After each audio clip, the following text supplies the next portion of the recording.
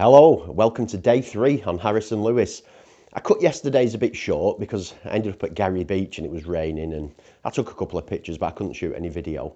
But today I'm in a really interesting place. I'm going to show you the inside of one of the abandoned cottages. They're scattered all across Harrison Lewis and they make great photographic subjects. I've taken a shot from outside, which was a traditional landscape with, you know, the house, a path leading up to it. It works nicely. But I wanted to show you inside one of the rooms. I've got to be a bit careful walking around because this floor's rotten. Don't want to break my leg. But I found this room with this old bed in it and I love it. It's a proper... It's been here many years and it's like dirty and it's just been... It's had people in kicking the walls in and it's just got weather in and it's just manky, but in black and white it makes a nice shot. And the reason I wanted to show it you, I've photographed this image using 2 separate lenses.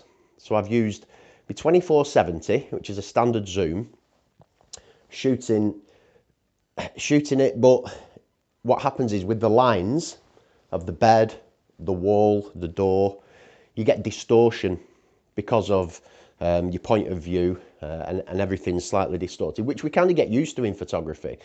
But I use a tilt shift lens for quite a lot of my landscapes, and this is an instance where I can use the shift facility to actually keep all the verticals straight, and it creates a very different image. Some people prefer the distortion, they're so used to it. I personally like it without the distortion, so I thought I'd take both images and let you decide.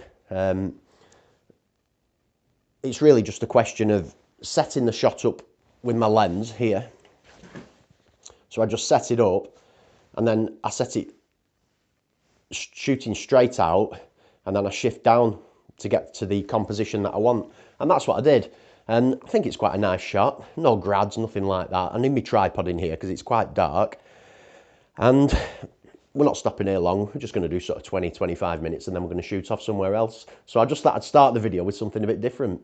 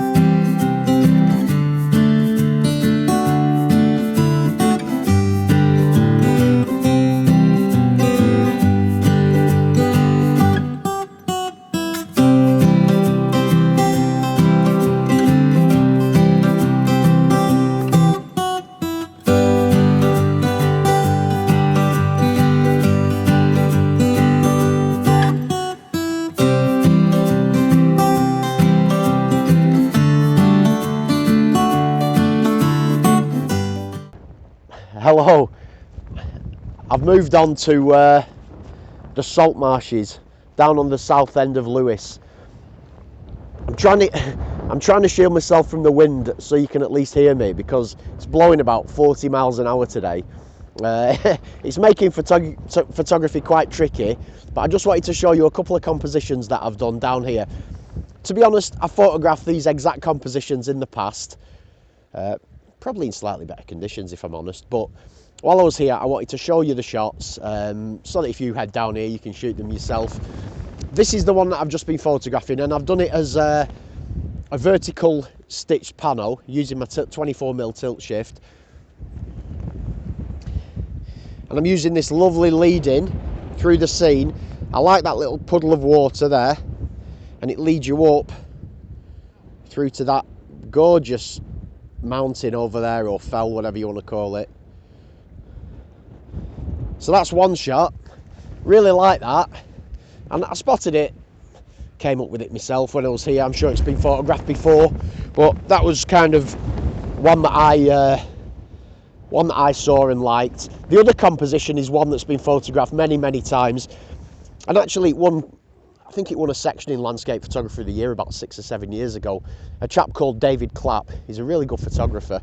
He photographed it himself. It's a cracking shot, and basically I copied his image. I'm going to show it you now. It's this lovely S-curve leading through the scene to that mountain there, and you shoot it in portrait orientation. It's just a lovely shot, and my friends are here photographing it. Tim, he knows his stuff. Melvin, Chancer, and my American buddy Scott, all the way from US to the salt marshes of Harris. And Linda over there. Give us a wave, Linda. Excellent. So we're having a great time. Like I say, it's tricky conditions. Mel's over there, but he's just doing his thing. So just a couple of minutes to show you what I'm up to, and I don't know if that'll be it for today. We might get somewhere else, but thanks for watching. Bye bye.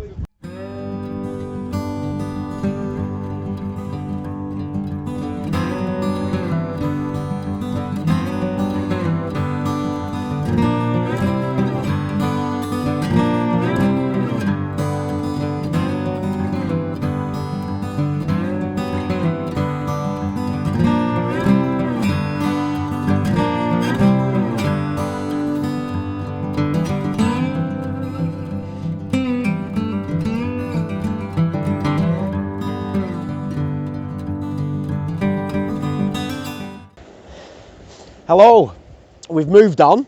It was crazy windy there at those salt marshes. We've come to a cracking beach. Don't know the name of it. We just stopped off by the side of the road on Harris, went through a fence and found this fantastic beach. It's superb. There's some great rock formations. I think I've taken a nice image of some sort of rocks that are on a bit of a diagonal with nice side light on them. I shot it using my tilt shift. I think it works quite well. I got soaked, came right up past my knees, so my feet are wet now, but always worth it for a good shot. I'll show you quickly where that is. It's over there. It's these rocks here. Linda's just photographing them now. The tide's come in a bit. They looked a bit better earlier.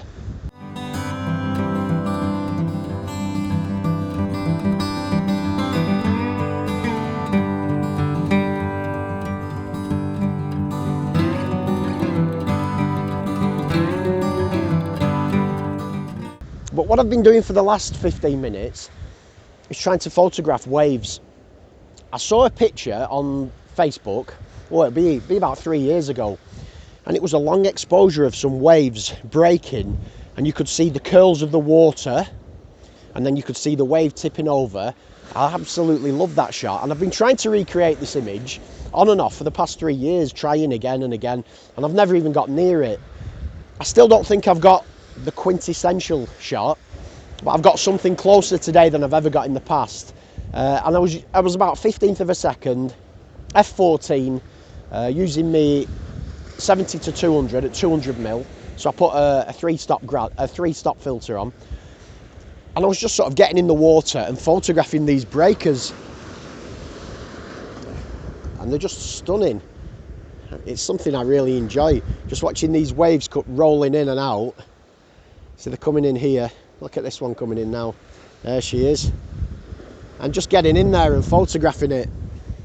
Quite tricky, but ultimately can be rewarding if you get a good one. I don't know if I have or not. I'll have to look on the computer, but I just wanted to let you know what I'm doing. We're finishing up now and going and doing some post-processing before tea, and see what we get up to tomorrow. But thanks for joining me again. This has been my third day on Lewis and Harris. If you're one of my regulars, as always, thanks for watching. If you're new to the channel, click subscribe down here, and you'll be able to see all my future videos and the rest of my Outer Hebrides adventure. And that's about it. See you later.